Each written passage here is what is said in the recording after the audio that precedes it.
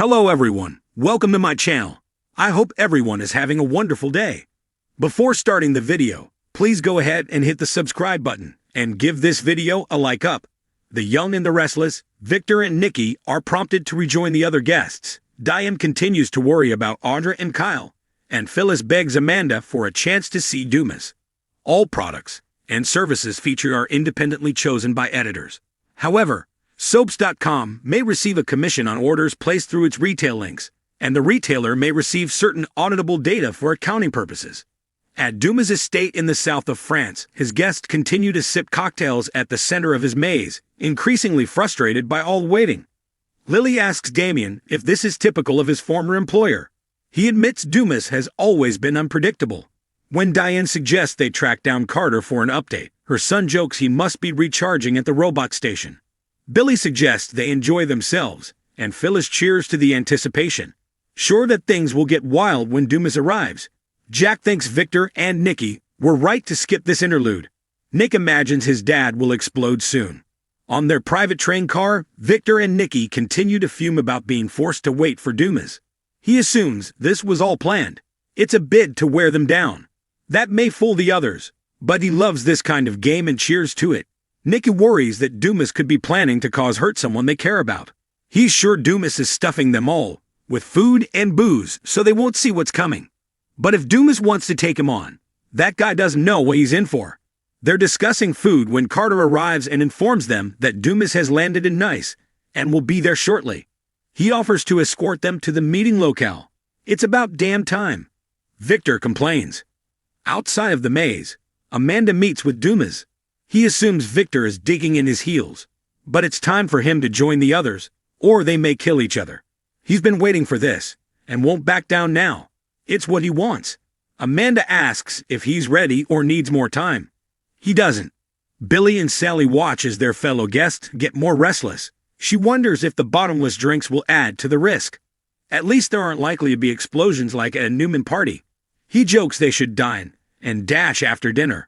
Anything sounds good to Spectra as long as she doesn't have to make small talk with Phyllis.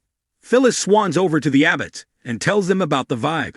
They have heard she plans to set up some kind of a partnership with their host. She says it's in the beginning stages and speculates about whether Dumas plans to make allies with half of them to wipe the other half out.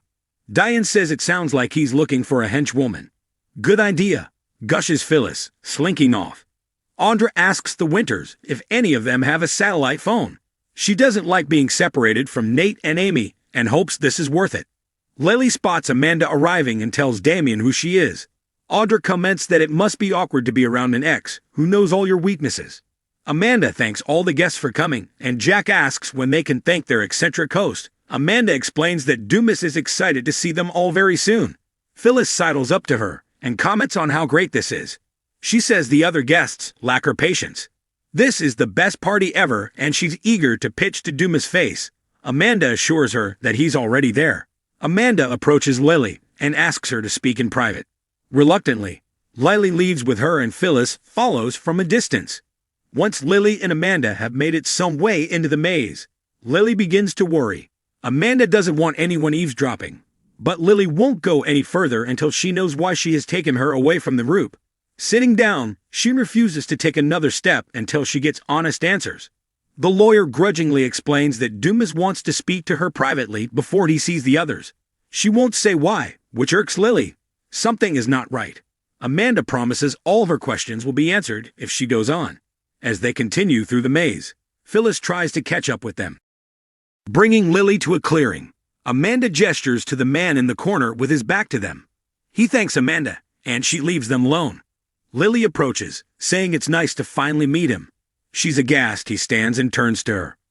"Hello, Lily," he says. It's her ex-husband, Kane Ashby.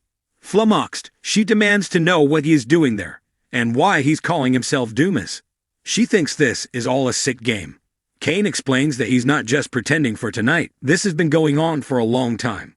Lily refuses to believe it. Kane says that he needed to keep his new path and likes separate. There's a lot more to it than a name and estate. They can discuss it after he meets the other guests. Lily complains that this feels so wrong and deceitful, but Kane thinks she'll understand once he walks her through it.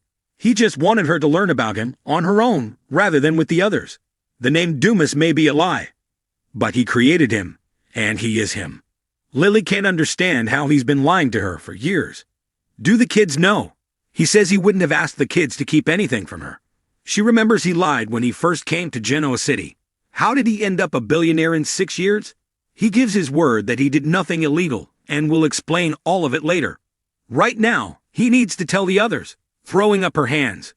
Lily runs into the maze. Back in the maze, Phyllis bumps into Amanda, who stops her from going further. She forbids her from interrupting Lily and Dumas.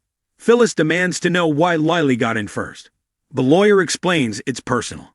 Phyllis worries that she will get lost in the mix once all the other vultures swoop in. Her friend urges her not to push her or her boss.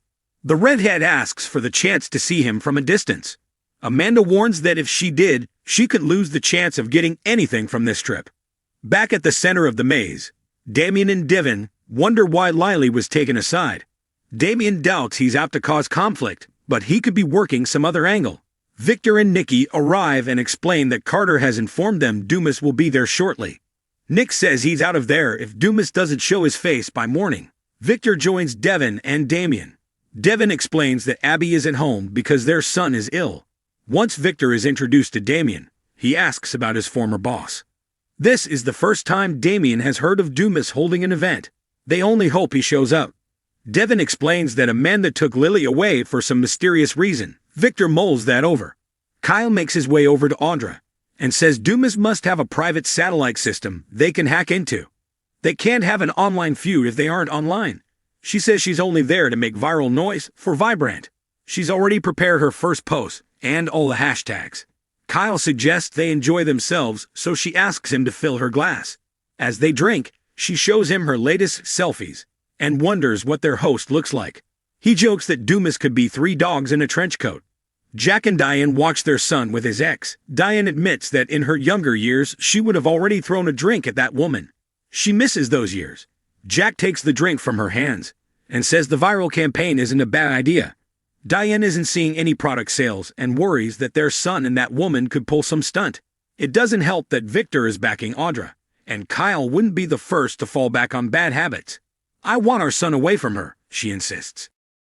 At their table, Billy and Sally discuss how Dumas wanted to help him go after Chancellor. She reminds him he agreed to drop that to focus on their company. Billy wants to be front row and center if Dumas ends up going toe-to-toe with Victor at this boondoggle.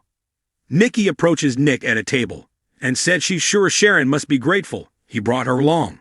She notes Sharon has attracted a lot of drama this year. Her son asks her to quit while she's ahead and notices Michael and Lauren seem to have turned down the invitation. That's a relief to his mom. Michael leaving Victor of his own volition isn't something Victor can easily forgive. They are sure Victor is on edge, and one wrong move could drive him over. Nikki assumes Victor has some ace up his sleeve. When she joins her husband at a table, he explains that Dumas is meeting with Lily. Nikki finds that odd, but he sits back and explains this only confirms that he was right about what his suspicions surrounding Dumas' real identity. Nearby, Devin and Damien talk to Sharon and Nick. Damien is happy to meet the owner of Crimson Lights, his favorite coffee spot. They joke about how you are always destined to run into people you want to see and don't want to see there. Sharon explains she and Nick ran it together while they were married, but they haven't been married lately. They are just traveling together as friends. Phyllis and Amanda stride in and the redhead starts aggressively mixing a drink. Buckle up, Buttercup, she says, raising her glass to Billy. Devin approaches and asks where his sister is. Phyllis blurts out that she's meeting with Dumas privately. He continues demanding answers from Amanda, but she won't tell him anything and walks away. Damien hurries over to him and Devin complains things are not okay. Meanwhile, Nikki starts quizzing Amanda about her employer. She assures them they will have answers soon. In the maze, Lily runs out of breath as she gets lost. As she calls for help, Devin and Damien rush in. They find her catching her breath, and she blurts out, "Kane is Dumas."